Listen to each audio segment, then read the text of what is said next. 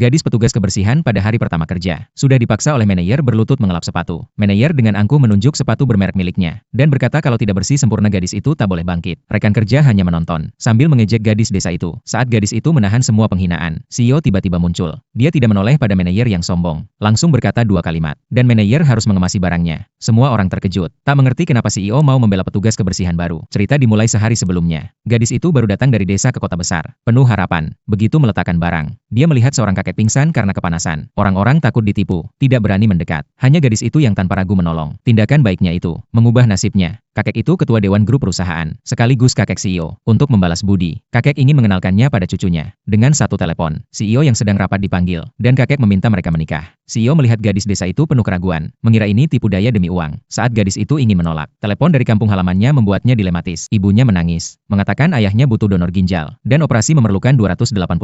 Setelah menutup telepon, gadis itu menatap pria kaya di depannya, dan membuat keputusan berani. Dia setuju menikah, tapi meminta mahar 280.000 bagi CEO. Permintaan itu seakan menegaskan prasangka bahwa gadis itu materialistis, namun dia tak bisa menolak kakeknya. Akhirnya setelah setengah jam, mereka resmi menikah. Keesokan harinya, gadis itu datang ke perusahaan CEO, melamar sebagai petugas kebersihan. Tujuannya untuk segera mengumpulkan 280.000.